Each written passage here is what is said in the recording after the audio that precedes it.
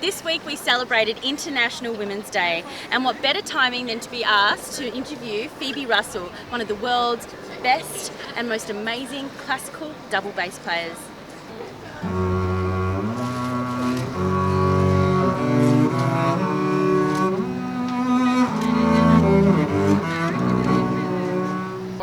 It's such an exciting time in your life, you know, that there seems to be so much happening for you because you've just come back from Berlin, is that right? Yeah, I was in Berlin for the last 5 years, working and studying, and I just arrived back a few weeks ago.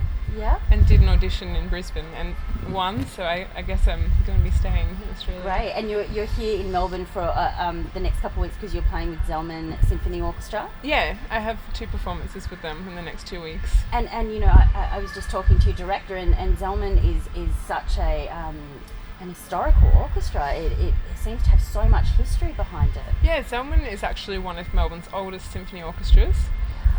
It was founded before the Melbourne Symphony Orchestra as an orchestra for professionals and amateurs. And I started playing there when I was 14 or 15 years old. So it has a really warm place in my heart. Oh, I could see that. I could see that there was such a fantastic relationship going on, and they've obviously seen you grow into a woman and into a musician as well, and it must be so exciting for them to have you back. Well, it's really exciting for me to come back because I know all the faces in the orchestra. So we had rehearsal a couple of days ago, and I was playing the concerto facing the orchestra, and you know, as you play more, you can spot all the friendly faces from before I moved to Berlin. And that actually brings me to another question, is that you have played with so many different orchestras, from Australia, Tasmania, Melbourne, Netherlands. How do they differ from one another? You know, do you walk in, is it quite different, the rehearsals, the tone of them? Did you find much difference in them? Yeah, I did. I found a huge difference especially coming from Australia. Yeah.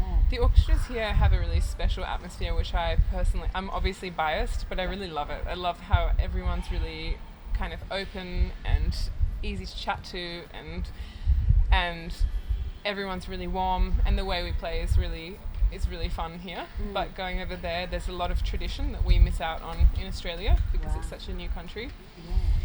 So I was really lucky to be able to experience that. You know, the so hundreds of years. History.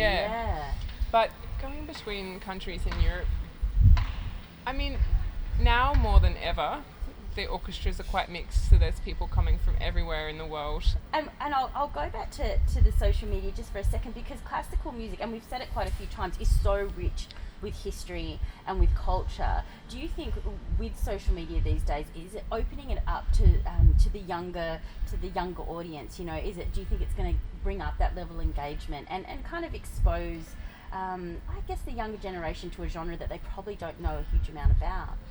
Well, I'm actually quite a fan of social media. Yeah. I know that's a controversial thing to say, but I do think it's great in the way that everyone has access to so many different types of information, including classical music. But I do think that now more than ever, young people recognise classical music more than they may have before because of all the movies. It's such an impacting music. It's so striking, and you know, Beethoven 5 and Space Odyssey. I mean, all of those. So people probably don't even, the younger generation probably don't even know that they are so exposed to it. Yeah, it's everywhere, and it's themed, and it's used for so much of our theming. That's so the good thing about social media is that maybe they'll put the sound, you know, young people can see a video of classical musicians and recognize it. And you can be exposed to so many different things through these platforms. I'm a big fan too. In case you can realise, we're probably live on Facebook as we speak. So traditionally orchestras, there's not a lot of women in the double bass section. I mean, am I right in saying that? In Australia, actually, I grew up with a lot of women playing the double bass, and in my youth orchestra we were mainly women, and so I never thought about it at all. I just felt like it was normal because I had so many friends that were girls that played the double bass. But when I went to Germany, I noticed there really aren't many. In the university that I studied at recently, there's been a lot of really great women, but in the orchestra, in the bass sections, I found that I was almost always the only woman playing. Wow. And I mean, because you were quite young when you were over there, how was that to experience, to walk into something that is, basically a man's world, walking into that? Did you feel intimidated at all, or, was it well received, or how did you combat that? I had a lot of positive, I felt a lot of positive energy usually in almost all the orchestras I played with. Yeah. But, I mean, you do notice it. It's hard not to notice, being the only girl. And, I remember one time I came into rehearsal with an orchestra, and it was the first time playing there, and I sat down, and it was a group of men, which, I mean, it's not I don't find that a problem. Obviously we feel different. And the man sitting in front of me turned around his chair and pulled up a hair. And it was my hair. And he turned around and just stared at me, and he was like, "Is this yours?" Did he actually say that? Is this yours? Yes.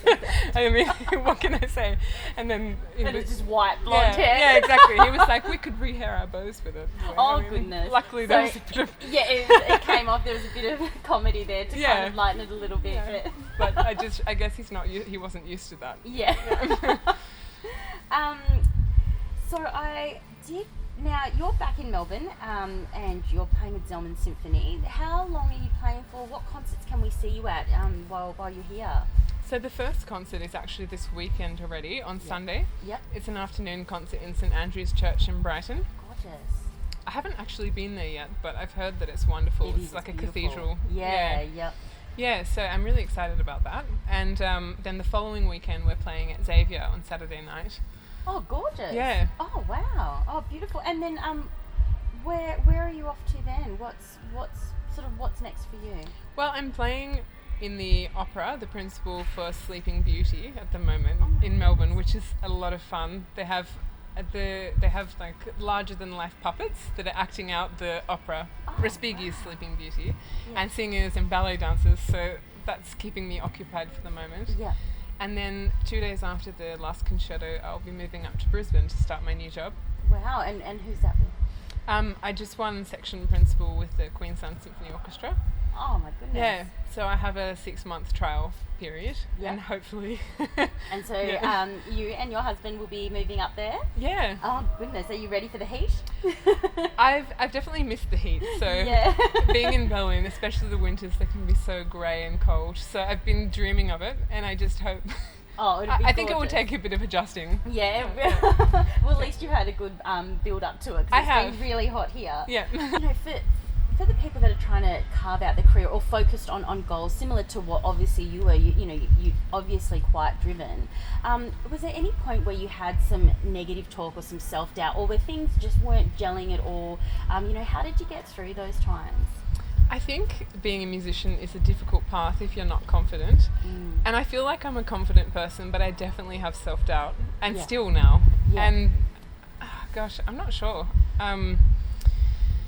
When I was younger, I was really driven, but you always feel self-doubt. Yeah. And I think you really just have to decide that that's what you want to do. I remember when I was a teenager and I did a concert and I got so nervous and I felt so awful, and it was just so negative about that, because it's really a new thing to go out and do what you've been doing well in the practice room on stage in front of people.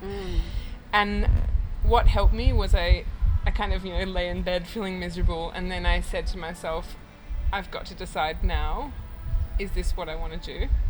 And I decided, this is what I want to do, and now I'm going to work and do everything I can just to be confident. That probably sounds really silly. No, I'm not sure. It sounds beautiful. No, exactly, because there comes that moment, and you have plenty of those moments in life as well, where you just have to go, right, it's now or never. You have to either jump or not. Because I always thought, I'm playing music, that's just what I do, and I kind of always did it. I had my first lessons on the piano when I was 2 years old, and I was a musician my whole life. Yeah.